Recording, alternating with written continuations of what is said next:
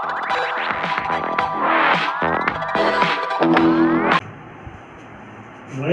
का अध्यापन शुरू करने से पूर्व कुछ भ्रांतियाँ दूर करनी आवश्यक है। यह एक विषय सर्वाधिक जीवनोपयोगी और सर्वाधिक सरल विषय है, लेकिन इसकी ऐसी धारणा है छात्रों में कि बहुत ही कठिन विषय है। इसके लिए आपको सबसे पहले ये जानना पड़ेगा इसमें कई कारण हैं। जिस विषय को या जिस प्रकरण को आप सीखने जा रहे हैं तो उससे संबंधित पूर्ण ज्ञान आपको होना आवश्यक है। आपको कठिनाई क्या आ रही है इसका आपको स्वयं ही निर्धारण करना पड़ेगा। हर छात्र के लिए अलग अलग कठिनाई हो सकती है, उसका स्तर अलग हो सकता है। अब सर्वप्रथम ईमानदारी से हम ये देखें कि हमें कठिनाई सिर्फ ये कह देना गणित कठिन है, ये उचित नहीं है, बल्कि आपको ये देखना होगा कि जिस प्रकार का अध्ययन कर रहे हैं उसमें कठिनाई किस तरफ आ रही है। सामान्यतया दशमलव और भिन्न की जोड़ बाकी गुणा भाग अथवा बीजगणित के अंदर चिन्हों को लेकर के प्लस माइनस के भ्रम अंत तक छात्रों को बढ़ा देता है, चाहे वो परीक्षा पास ही कर लें। तो उसके लिए आवश्यक ये है कि आपको वो सही प्रकार से उसका फंडामेंटल जो है उसे जानना आवश्यक है। जब तक आप फंडामेंटल नहीं जानते हैं तो अटल विद्या के आधार पर अगर पढ़ाई करते हैं गणित की तो निश्चित रूप से कठिन महसूस होगी। यदि आप स्वयं फंडामेंटल अपने दिमाग में क्लियर कर लें, मूल संकल्पनाएँ जो है वो आपके दिमाग में फिट हों, तो गणित कहीं भी कठिन नहीं होगी, बल्कि इतनी अधिक रुचि का इससे दूसरा विषय साबित नहीं होगा। आज हम जिस विषय की बात करने जा रहे हैं, जिस प्रकार के बारे में बात कर रहे हैं, वो है त्रिकोणमिति। त्रिकोणमिति से पहले अध्ययन से पूर्व आवश्यक है कि आपको पूर्व ज्ञान जो छोटी कक्षाओं में होना चाहिए था, किसी कारण से नहीं हुआ है अथवा आप उसको विस्मृत हो गए आपके, तो मैं पुनः आता हूँ बिंदु के शुरू करता हूँ। मैं बिंदु एक ऐसी आकृति है जिसकी लंबाई चौड़ाई होती है कुछ भी नहीं होती है, उसे हम केवल एक डॉट या बिंदु ला के कागज पे दिखाते हैं। उसके बाद आती है रेखा।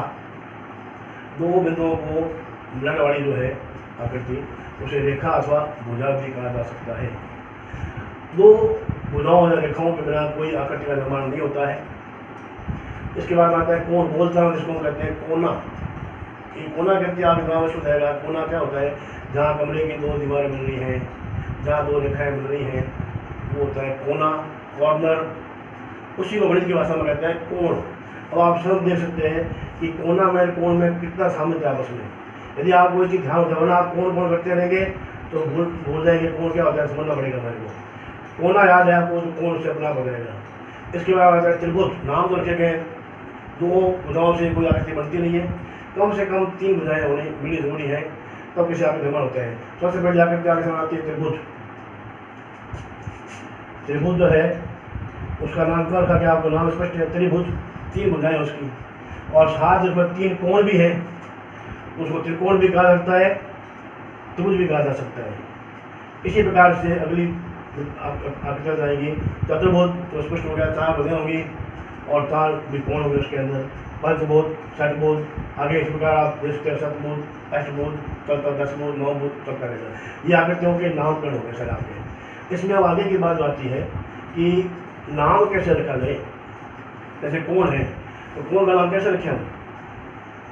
जहाँ हमने लिखा है कोण, तो कोण में आप देख रहे हैं दो भुजाएं या दो रेखाएं मिल रही है, तो ये हो गया आपका कोण।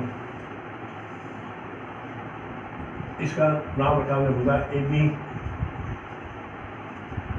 और भुजा बी सी मिल रही आपस में, तो यहाँ ये आ गया, ये कोण आ गया बी। अब बात आई इस कोण को हम किस नाम से पुकारें। ये कोण बिंदु बी पर बन रहा है, तो इसका नाम अगर देखा जाए तो क्या होगा, ए बी सी। बिंदु बी बीच में आना चाहिए, इसको हम कहते हैं ए बी सी, अथवा सी बी भी कह सकते हैं, सी बी ए। लेकिन कब दूसरा अथवा रहता है तो बोलता हम इसको कहते हैं ए बी सी। तो इस कोण का नाम हो गया कोण ए बी सी। लेकिन जैसा कि हम अच्छी तरह जानते हैं, कोई नाम तो लंबा होता है तो उसके बोलने में, पुकारने में थोड़ी दिक्कत आती है हमारे को। जैसे किसी का नाम मनमोहन है तो उसको मनमोहन बाबा नहीं के मनु कहा जा सकता है। उसी प्रकार से यहाँ पर कोण ए बी सी, और बोलता में सरलता रहने के लिए इसको हम कोण बी भी कह सकते हैं, कोण बी। तो ये कोण ए बी सी का नाम है और कोण बी बी सी का नाम है, लेकिन पूरा नाम तो गया ए बी सी। और संक्षिप्त में कहें तो कोण बी भी कहा जा सकता है इसको। इसी प्रकार से आगे चलते हैं त्रिभुज या त्रिकोण। तो तीन भुजाएं होगी, मिल रही हैं आपस में, ये तीन भुजाएं आ गई जो आपस में मिल रही हैं, एक आकृति का निर्माण हो रहा है। ये हो गया आपका ए, ये बिंदु आ गया आपके बी, और ये हो गया आपका सी। तो इस त्रिभुज का आप क्या नाम देंगे? त्रिभुज ए बी सी। त्रिभुज सी बी भी कर सकते हैं, त्रिभुज ए बी सी भी कर सकते हैं, त्रिभुज बी सी भी कर सकते हैं, सब टू डेज के अंदर, ठीक है। तो त्रिभुज, और उसका एक नाम और भी है त्रिकोण। तो क्या आप सब देख रहे हैं, तीन कोण बन रहे हैं, एक यहाँ बन रहा है कोण ए, एक यहाँ बन रहा है कोण बी, एक यहाँ बन रहा है कोण सी। तो ये इसके दो नाम हो गए, त्रिभुज भी कहा जा सकता है और त्रिकोण भी कहा जा सकता है। इसी प्रकार से आगे क्रम चलता रहेगा। चतुर्भुज 4 भुजाएं, पंचभुज 5 भुजाएं, एक क्रम चलता रहेगा। अब ये अभी हमारा विषय नहीं है, चतुर्भुज अनेक प्रकार के होंगे, उसमें आयत होगा, वर्ग होगा, वो अलग विषय है, उसका भी हम चर्चा नहीं करेंगे यहाँ पर। अभी हम बात करते हैं इसकी त्रिकोणमिति की। त्रिकोणमिति जो है, जिसको अंग्रेजी में आप कहते हैं ट्रिग्नोमेट्री। तो इस शब्द से स्पष्ट है, tree plus mono plus metro. तो ये शब्द जो है तीन संधि विच्छेद करना चाहता है। ट्री का मतलब हो गया त्रि यानी कि तीन, मोनो यानी कोण, और मिट्टी मतलब मापना नापना, जिसमें तीन कोणों को नापा जाए, उस प्रक्रिया का नाम क्या है? त्रिकोणमिति, ट्रिग्नोमेट्री। इसमें हम त्रिभुज के कोणों और भुजाओं के संबंधों के बारे में अध्ययन करेंगे। जैसा कि हमने सर्वप्रथम इस शब्द का प्रयोग जो है त्रिकोणमिति के बारे में विश्वविख्यात भारतीय गणितज्ञ आर्यभट्ट ने अपनी पुस्तक आर्यभट्टियम में 500 ईसा में, यानी आज से करीब 10,000 साल पहले इसका अध्ययन किया था। पुस्तक में इसका उल्लेख भी किया था। उसने, जिसको आज हम कहते हैं साइन, सर्वप्रथम साइन के लिए उसने अर्धजात शब्द का प्रयोग किया, जो वर्तमान में ज्या हो गया है। लेकिन क्योंकि हिंदी थोड़ी बोलने में भी कठिन है, लिखना भी कठिन है, इसलिए सारा शब्दावली जो है चलती है साइन कॉस टेन, इसमें आगे आएगा प्रभाव साइन शुरुआत होगी। अब त्रिकोणमिति में हम क्या करते हैं? त्रिकोणमिति में त्रिभुज के कोणों और भुजाओं के संबंधों का अध्ययन किया जाता है। कोण और भुजाओं का आपस में संबंध क्या है, इसका अध्ययन करते हैं। इसके बाद अगला बिंदु आता है उपयोगिता। जब तक छात्र को किसी विषय की या प्रकरण की उपयोगिता की जानकारी नहीं हो, तो उसमें रुचि पैदा नहीं होती। वो सोचते हैं हमारे पास बहुत डाला गया है, ये साइन कॉस क्यों पढ़े हम, ये एक्स वाई वाई जेड से क्यों पढ़ाते हैं बिजनेस। तो ये जानना आपको आवश्यक है कि त्रिकोणमिति का अध्ययन हम इसलिए करते हैं, इसकी उपयोगिता क्या है हमारे लिए। वो लिखा हमने, त्रिकोणमितीय सूत्रों से उन खगोलीय और भौगोलिक दूरियों की गणना की जाती है जिन्हें प्रत्यक्ष रूप से नापना संभव नहीं हो पाता है। खगोल दूरियों का मतलब क्या हुआ? खगोल, ब्रह्मांड, अंतरिक्ष, एक ग्रह से दूसरे ग्रह की दूरी। तो आप समझते हैं इसको प्रत्यक्ष नापना, पृथ्वी की सूर्य से दूरी, पृथ्वी चंद्रमा की दूरी, इनको फीता लेकर नापना संभव नहीं है। तो फिर आप पुस्तकों में से लिखा आता है कि सूर्य पृथ्वी से 15 किलोमीटर दूर है। कभी आपने सोचा इसके बारे में? कौन नापना गया? तो फीता इतना लंबा है हमारे पास में, या वहाँ कहाँ संभव भी है कहाँ पर? तो इसका प्रश्न अगर आप दिमाग नहीं आया तो बता चला हूँ, ये सारी गणनाएं जो है वो सूत्रों की सहायता से की जाती है। दो त्रिकोण से आप आगे जाके पढ़ेंगे, साइन कॉस टेन, उनका उपयोग करते हुए हम इन दूरियों का, इसी प्रकार से पृथ्वी पर बहुत दूरियाँ हैं। हिमालय की दूरी, हिमालय को नापना संभव हो गया। आजकल जाते हैं लोग करके आते हैं। अभी आपने देखा होगा कि एक दल गया था, उसने कहा है कि पूर्व में जो ज्ञात थी उससे 4 किलोमीटर कम है ऊँचे उसकी। पहले 8 2 थी, उसको 8 ऐसा करते हैं, 8 किलोमीटर 84 मीटर ऐसा करते हैं। उसी प्रकार से दूरियाँ, नदियों की चौड़ाई है या ऊंचाइयाँ हैं, उनको नापने के लिए हमें प्रत्यक्ष रूप से अगर संभव नहीं है तो इनका उपयोग करते हो नाप सकते हैं। किसी भी प्रकरण में प्रवेश करने से पूर्व हमें उसके नाम के बारे में जानना बहुत आवश्यक है। प्रथम परिचय किसी का नाम से होता है। कई बार ऐसा अनुभव में आया मेरे कि नाम के भ्रम से एक प्रश्न आया परीक्षा के अंदर कि कौन त्रिभुज ABC में कोण ए के लिए सभी त्रिकोणमितीय निष्पत्तियों, जिसमें लिखा था त्रिनी के सूत्र लिखिए। बच्चे वापस आए पूछ रहे हैं मुझे त्रिनी क्या होता है। कुछ ऐसे बच्चे भी थे उन्होंने सूत्र लिखा है का सूत्र साइन का खाली, बाकी 5 सूत्र बाकी लगे। तो उन्हें ये जानना आवश्यक था कि त्रिनी का मतलब, सभी का मतलब 6 के 6 है। त्रिकोण, जैसा हम जान चुके हैं पहले, कि त्रिकोणमिति में त्रिभुज के कोण और भुजाओं के अनुपात के बारे में हम जानकारी लेते हैं। तो अब हम इसमें आगे बढ़ रहे हैं कि त्रिकोणमितीय निष्पत्तियाँ, जिसको हम पूर्व में सरल भाषा में अनुपात भी कहते हैं, उसी का नाम है निष्पत्तियाँ। और संक्षेप में कहते हैं त्रिनी त्रिकोणमितीय निष्पत्तियाँ। और इंग्लिश में कहा जाए आजकल तो ट्रिगोनोमेट्रिकल रेशियो TR। तो इसमें त्रिभुज जो है आपके सामने बना हुआ है त्रिभुज ABC।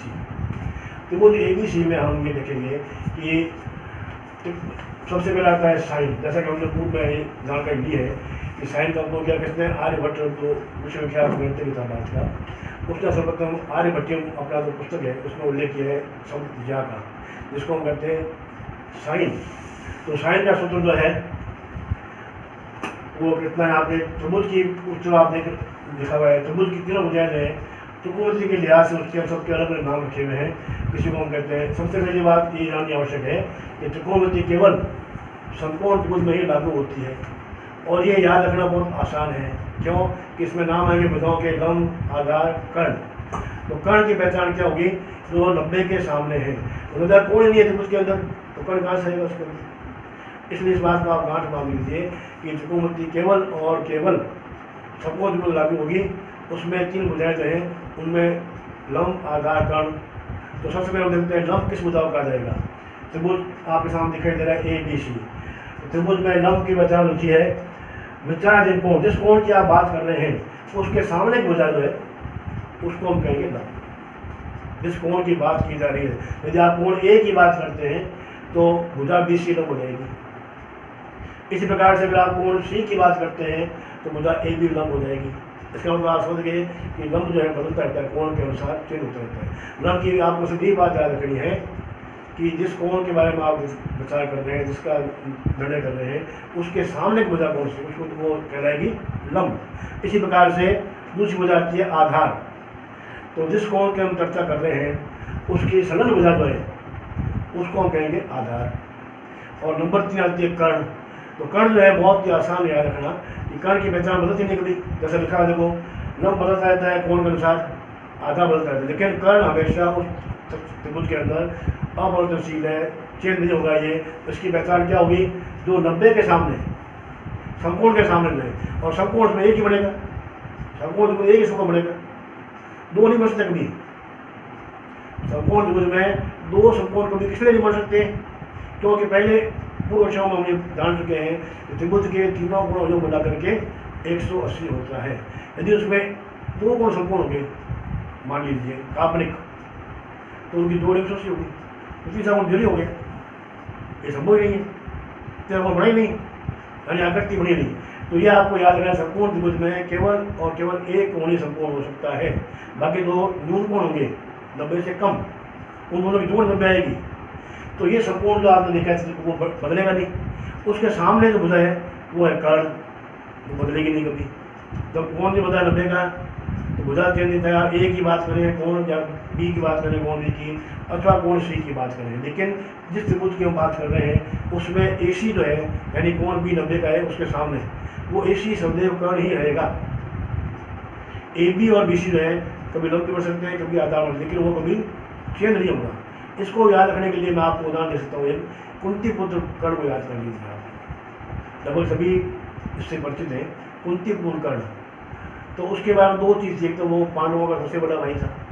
हम भी ये बात कर सकते हैं कि इस त्रिभुज, किसी भी समकोण त्रिभुज में कर्ण सबसे बड़ा होता है, कर्ण भुजा सबसे बड़ी होती है, सबसे लंबी होती है। जैसे कि कर्ण था वो महाभारत के अंदर सबसे बड़ा था वो। दूसरी बात, कर्ण कभी भी चेंज नहीं होता है, सदैव 90 के सामने कर्ण रहेगा, कोई चेंज नहीं होगा वो।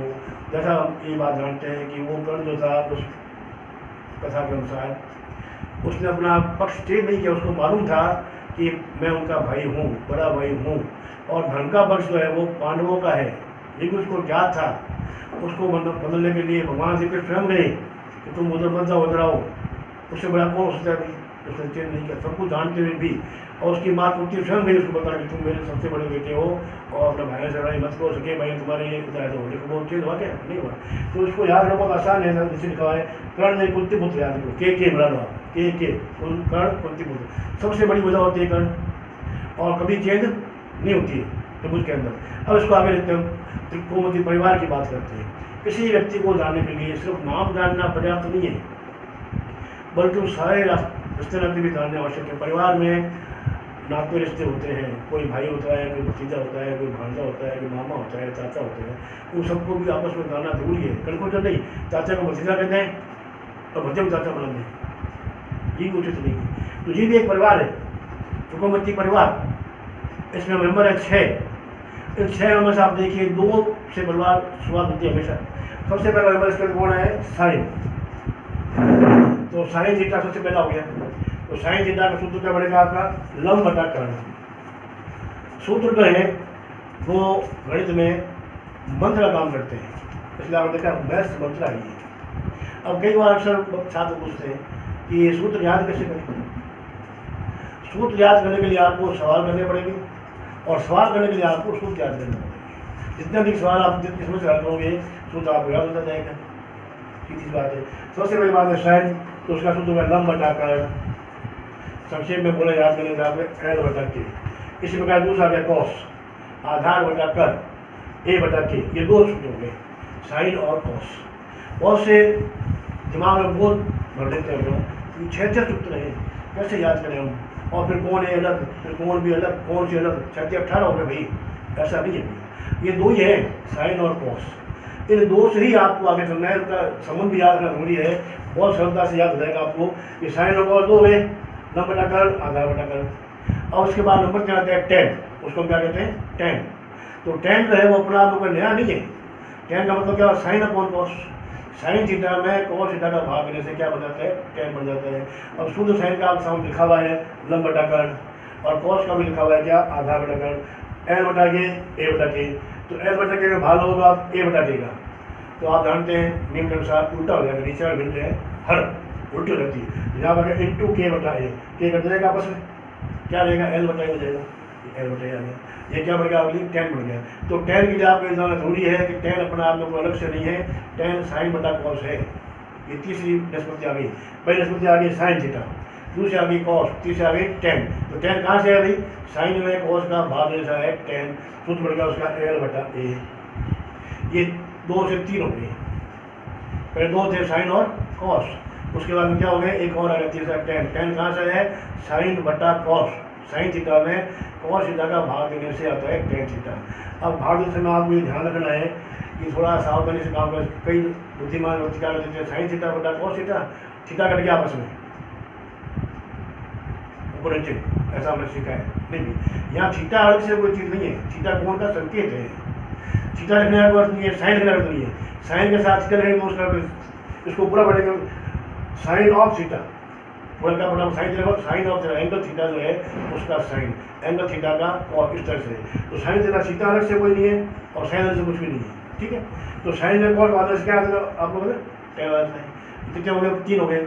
अब इन तीनों को आप क्रम से उल्टा करते जाइए। उल्टे का मतलब होता है शीर्षासन, सिर नीचे और पाँव ऊपर। तो साइन का तो लिखा हुआ आपके एल बटा के, लंब बटा कर्ण। अब ये इसका उल्टा तो बनेगा, वो आ जाएगा कॉसेक 1/साइन। कॉसेक अपना में क्या है? 1 बटा साइन। साइन का उल्टा करने से आएगा। ज़्यादा अपना दिमाग में वोट डालने की आवश्यकता नहीं है। इसका ऊपर लिखा उसको उल्टा कर लीजिए, लंब बटा कर्ण है उसको उल्टा कर दिया हमने, कर्ण बटा लंब, और संकेत ऊपर से क्या हो गया? के बटा है। ये चौथा मेंबर आ गया आपका कॉसेक। जबकि आपको मालूम है कि कॉसेक कौन है? कोई नया नंबर नहीं है। कॉसेक साइन को उल्टा करने से आता है। इसी प्रकार से आप कॉस को उल्टा करेंगे। एक और नंबर आ जाएगा 5वां, उसका नाम क्या है? Sec theta. ये आ गया आपके पास सेक थीटा 1/cos। तो आपने सूत्र याद रखा पहले से कॉस का, उसको उल्टा कर लीजिए आप। सूत्र का रखा था हमने आधा बटा कर्ण, उसको उल्टा कर दिया कर्ण बटा आधा। ये नया अर्थ बन गए। और इनको जानना जरूरी भी है, इसके बिना आगे समस्या हल नहीं होती है। जब तक आप उसको पूरा नहीं जानेंगे तब तक आपको मतलब क्या उसकी आगे समस्या हल करने में सफलता नहीं मिलेगी। इसके बाद में आएगा आपके नेक्स्ट लास्ट है कॉट। तो कॉट जो है वो क्या है? पहली बात तो 10 का उल्टा है कॉट। पहला आपने साइन, फिर लिया कॉस। नंबर 3 पे कौन आया था? 10। किससे आया था? साइन में कॉस का भाग 10 आ गया था, तो उस 10 को उल्टा कर दिया हमने, तो आ गया 1/10 यानी कॉट हो गया। अब वो था साइन बटा कॉस, तो ये हो गया कॉस बटा साइन। उदाहरण अनुसार देखें तो ये जाएगी ए बटा एल। ये सारी आपके सामने। अब उसके बाद बात है इसका उपयोग कैसे करना। किसी त्रिभुज में इसका उपयोग करना चाहते हूँ, जैसे त्रिभुज ABC बना हुआ है, तो उसमें पहचान करनी है कि जैसे सबसे पहले हमने कोण ए के लिए, तो कोण ए के अनुसार पहले हम देखेंगे लंब कौन सा, कर्ण कौन सा था। अब कर्ण तो बताया रखा आपको, फिर अपवर्तनशील है वो तो बी के सामने AC रहेगा। अब लंब की बात है, तो लंब की पहचान क्या लिखी हमने? कोण के सामने, हम कोण ए की बात कर रहे हैं, तो उसके सामने कौन आएगा? BC आएगा। चित्र में देखें आप, ए के सामने कौन सी बताए? BC। तो उसके हिसाब से साइन ए का मान है त्रिभुज एबीसी में ए के लिए लिख रहे हैं, कोण ए के लिए कितना आएगा बीसी अपॉन एसी। इसी प्रकार से कॉस ए कितना आएगा ए बी अपॉन एसी, और टेन ए कितना आएगा, सूत्र वही है उसके अनुसार पैसा कर रहे हैं हम। सूत्र लिखा हुआ है टेन में क्या, कि लंब बटा आधार, इसमें आपका लंब कौन सा ए के सामने बीसी हो गया, आधार कौन सा ए बी, तो बीसी अपॉन ए बी हो गया, ठीक है। इसी प्रकार से इसको उल्टा कर जाइए, फिर आगे आपके पास कॉसेक, तो कॉसेक क्या है भाई, साइन का उल्टा है, साइन आपके पास वो लिखा हुआ है कितना बीसी अपॉन एसी, उल्टा कर लीजिए एसी अपॉन बीसी, सीधा साथ हो गया। इसके बाद में आ गया सेक, किसका उल्टा है, कॉस का। इस बात में बार बार दोहराते रहो, साइन का उल्टा कौन। और एक चीज़ और भी याद रखें, साइन का उल्टा कॉस, इसका मतलब कॉस का उल्टा साइन है, कॉस का उल्टा साइन है। इसी प्रकार से कॉस की बात है, कॉस का उल्टा कौन है, सेक है, तो सेक का उल्टा कॉस है। टेन का उल्टा कॉट है, तो कॉट का उल्टा टेन है। तो हम बात अभी कॉसेक निकालना है आपको, साइन का उल्टा कर लीजिए, बीसी अपॉन एसी था, यहाँ पे तो एसी अपॉन बीसी हो गया। इसके बाद में आगे आपके सेक थीटा, तो किसका उल्टा है, कॉस का उल्टा है, कॉस का लिखा ऊपर ए बी अपॉन एसी, यहाँ हो गया एसी अपॉन ए बी। और लास्ट आ गया आपके कॉट, किसका उल्टा है, टेन का। और वैसे देखें तो एक चीज़ और याद रखें, कॉस का मतलब क्या है, cos upon sine, cos upon sine. इसको भी याद रखने को होता है प्रॉब्लम में कि टेन होता है साइन अपॉन कॉस, कॉट में बना क्या है सी ओ, कॉट में पहले दो अक्षर क्या आते हैं सी ओ। तो कॉस कॉट की जब बात करेंगे तो ऊपर सी ओ आएगा, कॉस पहले आएगा, बस ये आता है, कॉस ऊपर साइन नीचे हो गया काम। ये लास्ट में आ गया बी अपॉन बी सी। यही सारा काम दोबारा करें हम इसी त्रिभुज के अंदर कोण सी के लिए, तो आप देख सकते हैं आप आसानी से कि कोण सी के लिए साइन ए का मान कितना होगा, उसकी जो भुजा कौन सी होगी, तो आपको क्या चाहिए, लंब कौन सा होगा सी के लिए, समूह भुजा। सी के सामने कौन सी है, A B upon A C. Next आ गया cos B C upon A C. Next आ गया tan A B upon B C. Next आ गया कॉस साइन का उल्टा कॉसेक, या गया सी अपॉन ए बी। उसके बाद नेक्स्ट आ गया फिर कौन सा, सेक किसका उल्टा, कॉस का उल्टा, कॉस का उल्टा फिर आप लास्ट आ गया कॉट किसका उल्टा है, टेन का उल्टा है। तो इस प्रकार से क्रम से अगर याद करते हैं आप, बहुत आसानी से आप याद कर सकते हैं। और फिर आप ये नहीं कर सकते कि त्रिकोणमिति बहुत ही कठिन है। ये सारे बिंदु आप लिखे हुए हैं, लंब की पहचान, आधार की पहचान, कर्ण की पहचान। तो लंब और आधार बदल जाते हैं, इस बात को आप दोबारा सुन लीजिए, लंब आधार बदलते रहेंगे कोण के साथ, लेकिन कर्ण कभी बदलेगा नहीं। वो लिखा हुआ भी है, बताया भी है, कर्ण क्यों नहीं बदलता है, तो आप उसकी तुलना कर सकते हैं, समानता कर सकते हैं कुछ बदल से। वो टेन नहीं होता है, ए बी नहीं होता है, वो सबसे बड़ी भुजा है कर्ण, वो सबसे बड़ा है, दोनों बात बदलती है। तो याद रखने की आसान है, लिखने के नहीं, याद रखने की आसानी है, के फॉर कर्ण, के फॉर कुंती बुध, उसको आप याद रख सकते हैं, कोई दिक्कत नहीं है। तो ये त्रिकोणमिति परिवार आपको परिचय होना बहुत आवश्यक है। किसी व्यक्ति से सिर्फ आप ये जानना है कि मैं इसको जानता हूँ, मेरा दोस्त है, ठीक है, फिर आप उसके महीने 10 दिन बाद रहते हैं, अरे तुम उसके भाई हो क्या, मुझे पता नहीं था, दोस्ती तो अपनी है पुरानी, आप पता लगाया कि तुम उसके भाई हो, ये परिचय का एक बिंदु और जुड़ा। फिर 2-10 दिन बाद मिले, अरे तुम तो उसके मानते रहते हो, मुझे पता नहीं था। तो किसी को जानना हो तो नाम के साथ साथ सभी रिश्तों को जानना आवश्यक है। तो खाली कॉस को रखना नहीं है, टेन को रखना नहीं है, टेन के बाद ये जानना आवश्यक है कि टेन है क्या, कि साइन अपॉन कॉस है, और कॉसेक क्या है, 1 अपॉन साइन है, और सेक क्या है, 1 अपॉन कॉस। ये परस्पर स्थित हैं, जी आपको आगे समस्याओं को हल करने में उपयोगी सिद्ध होंगी। अभी हमने त्रिकोणमिति के तहत त्रिकोणमिति निष्पत्तियाँ जो कि संख्या में 6 हैं, उनके सूत्रों के बारे में जानकारी प्राप्त की थी। और पूर्व में भी ये बताया जा चुका है कि ये त्रिकोणमिति निष्पत्तियाँ और एक परिवार है, साइन कॉस से आगे बढ़ करके और दूसरी निष्पत्तियाँ उत्पन्न हुई है। तो परिवार में आप सब जानते हैं एक जगह समझ होता है आपस में, कोई किसी के भाई होता है, कोई किसी की बहन होती है, कोई किसी के मम्मी होती है। हम उसी बात को आगे बढ़ाते हुए बता रहे हैं कि त्रिकोणमिति परिवार के सदस्यों का आपस में क्या संबंध है।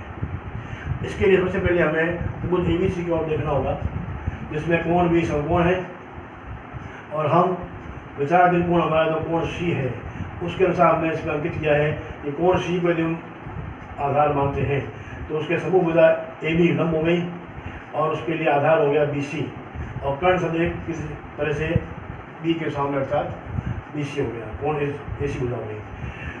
पाइथागोरस में ये बताता है किसी संपूर्ण त्रिभुज में कर्ण का वर्ग शेष दो भुजाओं के वर्गों के योग के बराबर होता है। तो एक भुजा का नाम हो गया कर्ण, और शेष दो भुजाओं जिसको हम कह रहे हैं लंब और कर्ण, तो उसको यदि हम गणितीय रूप में लिखें तो ये बनेगा आपके लंब कर्ण स्क्वायर बराबर लंब स्क्वायर प्लस आधार स्क्वायर।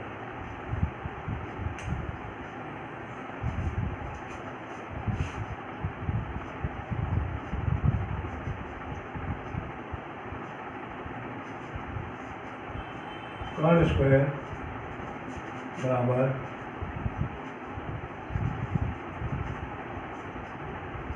लंब स्क्वायर प्लस आधार स्क्वायर। पहला प्रश्न में कहती है किसी त्रिभुज में कर्ण स्क्वायर बराबर लंब स्क्वायर प्लस आधार स्क्वायर। अब इस त्रिभुज में यदि इसका उपयोग किया जाए तो कोण भी समकोण है, अतः AC कर्ण है। इसके अनुसार यदि उसको लिखें तो भुजाओं में AC स्क्वायर बराबर है AB स्क्वायर, AC स्क्वायर बराबर AB square plus BC square. यह समझ को मिलता है पहले तो उसके अनुसार में AC स्क्वायर बराबर AB square plus BC square. इस समझ को हमने एक नंबर डाल दिया है।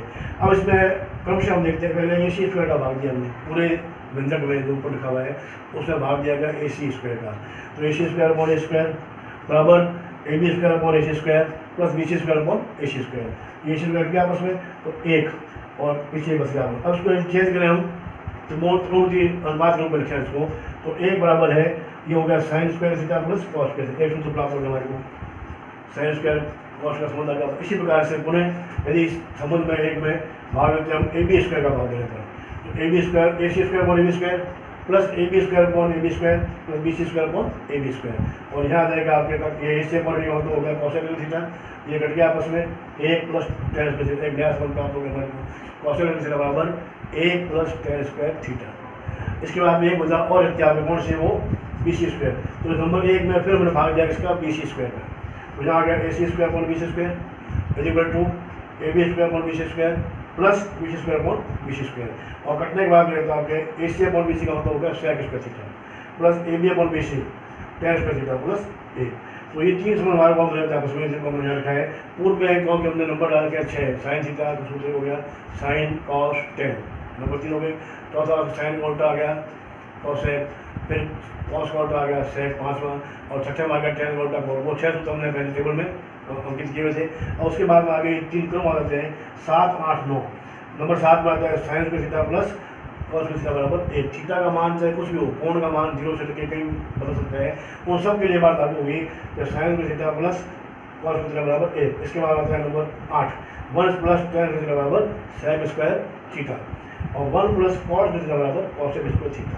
इनको आपस में बीज गणितीय संबंध का उपयोग करते हुए हम अदला बदली आपस की जैसे मान लीजिए इस संबंध का उपयोग करें हम, केवल इससे साइन स्क्वायर का मान निकालना हो। यदि हमारे को कॉस मालूम हो और साइन का मान निकालना हो तो पक्षांतर करते हैं, तो साइन का थीटा तो कॉस होता रहेगा 1 minus cos square theta. Cos मालूम हो और साइन निकालना हो तो इसको उल्टा इस प्रकार संबंध पक्षांतर का काम करके साइन कॉस संबंध आपस में आ गया, 1 और tan सेक का आपस में आ गया, कॉट और कॉसेक आपस में आ गया। ये कब काम आएगा जब आपको साइन मालूम है और कॉस निकालना है, अथवा कॉस मालूम है साइन निकालना है। ये कब काम आएगा जब आपको tan मालूम है तो सेक निकल सकता है, और सेक मालूम है तो tan निकल सकते हैं। इसी प्रकार इसके देखिए हम, तो यदि कॉट मालूम है तो आप कॉसेक निकाल सकते हो मान, और कॉसेक यदि मालूम है उसकी निकालते हो कॉट का मान। इस प्रकार से ये 3 सूत्र और हमने बना दिए है वो इस चीज़ उससे फायदा उसको उपयोग करते हुए। तो कुल मिलाकर आपके चुनौती के 6 सूत्र पहले हमने सीखे, और 3 ये संबंध क्योंकि परिवार है संबंध होना आवश्यक आपस में, तो 3 सूत्र नया देते हैं। और ये किसके आधार बने हुए हैं, फायदा उसके आधार बने हुए हैं, तो उसको भूलना नहीं, बेस है हमारा। तो बेस का लास्ट नीचे लिखे हमने 10 नंबर, वो आपको याद होनी चाहिए।